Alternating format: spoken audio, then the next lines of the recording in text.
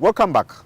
Well, Uganda has for a long time relied on rain-fed agriculture, or agriculture that by and large relies on nature's providence. Well, not anymore, because issues like climate change are all changing the way we look at agriculture. So, we have a story of a farmer who has taken that at heart and is seeing dividends out of this.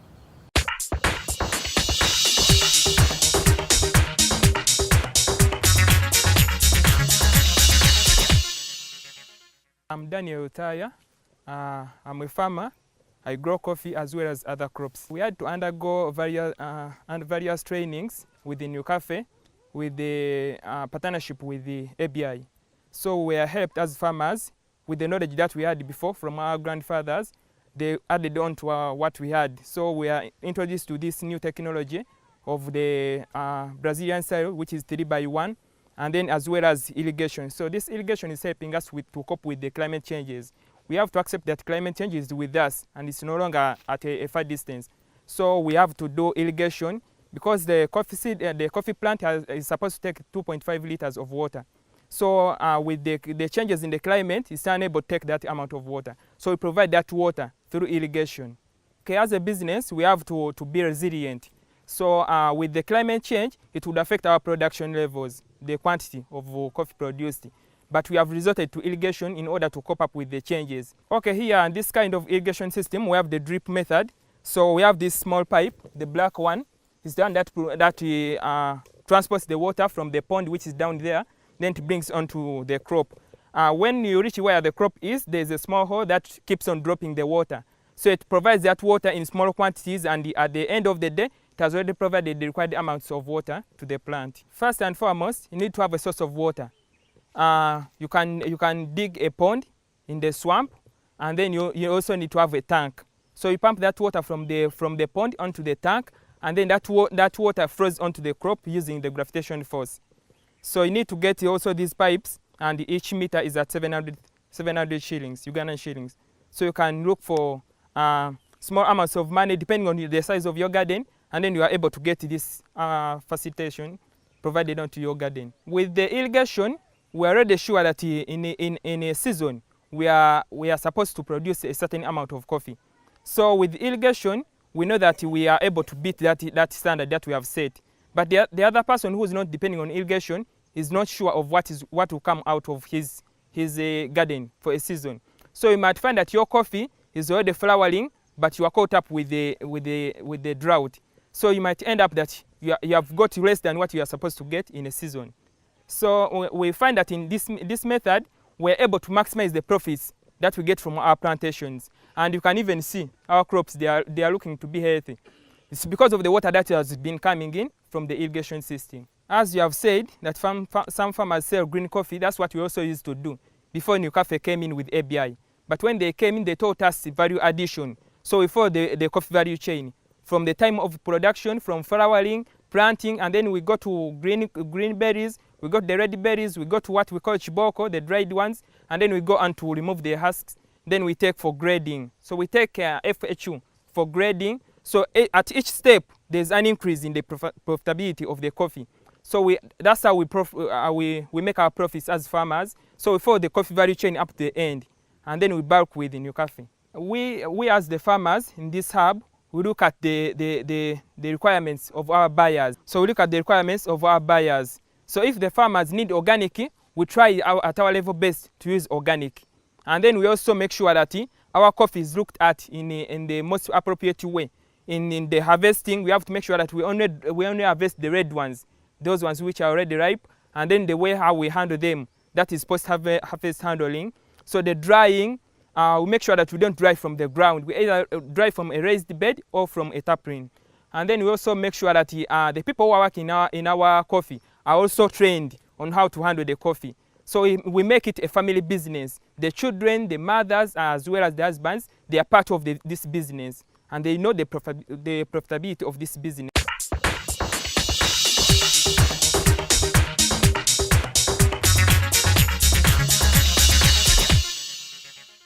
2019 is here, as we've already mentioned, and there are those nursing ambitions of delving into the business world. Well, before you make that decision, there are these virtues you need to keep at the back of your head.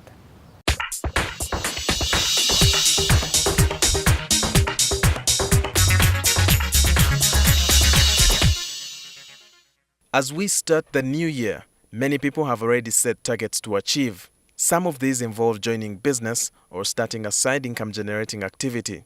This, for those harboring such intention, is to see economic change in their lives. But experts believe there are other tools to be held at heart for all this to happen. It is possible for anybody to transform one's economic situation by simply changing one's mindset. That's the first thing. And for that to happen, something must happen. Forget all the negatives that you have been talking about. Limited education, lack of resources, poor parenthood. All those are things many people who have become rich have overcome. So if we can forget the past and begin to focus in the future, then indeed we can start moving towards economic independence. Number 3, get started. Start with the limited resources that you have. But using those limited resources, deliver a solution that will attract more customers and give you a profit. And when you get a profit, don't eat all of it. Put part of it back to make your capital to start growing. One of the things we need to change is what will people say? Public opinion. It has made so many people who would have done a lot on their own to keep thinking that if I have a degree, there is no way I can start with 2 chickens. If I have a degree, there is no way they can start seeing me looking after pigs. If I have a degree, there is no way they can start seeing me making bricks. Work on the public opinion, and the solution to public opinion is producing results that will keep improving and improving until the conversation changes by itself. So what should happen after overcoming your fears? Some think that starting a business while employed should offer you a platform to quit that job. I do not necessarily say you should quit your job. My first requirement is you got a salary every 30 days. Did you eat it all? If you ate it all, then you are making a big mistake on your future. Because the assumption you are making there is that the day your job ends, you're also going to die on that day, which is not correct. You're also making the assumption that the day your job ends, the people you have been supporting, all of them will be able to take off on their own. Again, that is wrong. So if you're a salary owner, you must recognize that that salary is meant to provide your upkeep, your normal spending, but most importantly to prepare you for your own retirement when you are on your own making your own investment and your own income. So you don't need to have resigned to start investments. Honorable Muingo started Seta High School when he was still a teacher at Namugongo. So many people can start doing the same. It can be done.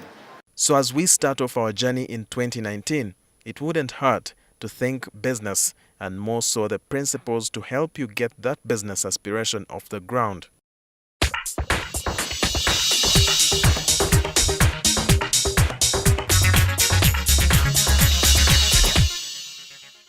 With the changing weather patterns, or what some people have come to call climate change, we can no longer do agriculture as we've always done it. For instance, we need to irrigate, and once you talk irrigation, you have to think water pump. Today, we look at how a solar water pump works.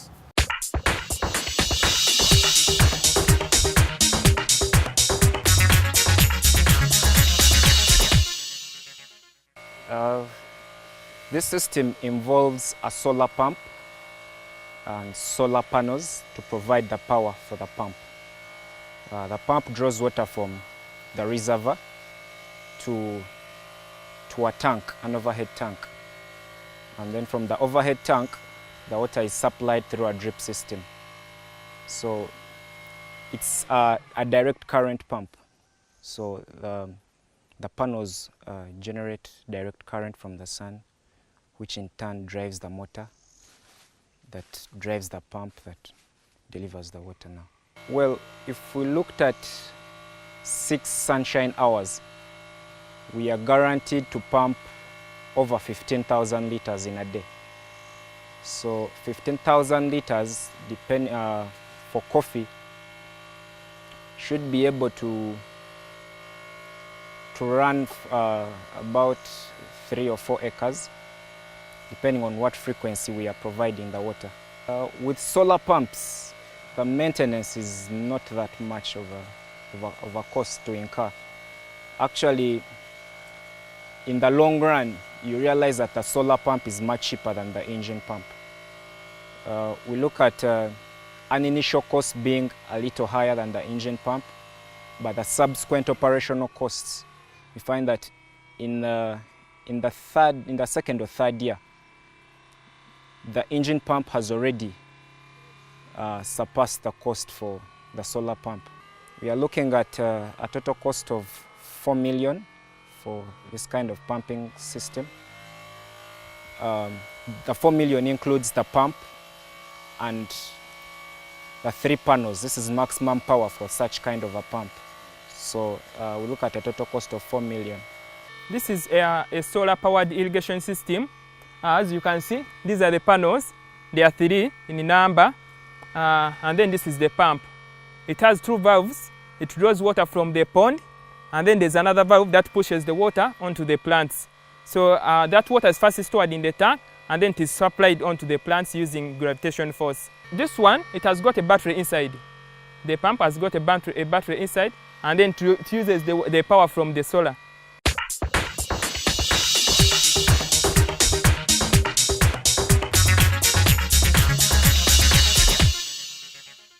Thank you for watching Money and Markets. I've been your host, Charles Bwoje. In case of any questions, comments, or suggestions, as usual, don't hesitate to drop us a line on the address on your screen. Have a good evening. Bye-bye.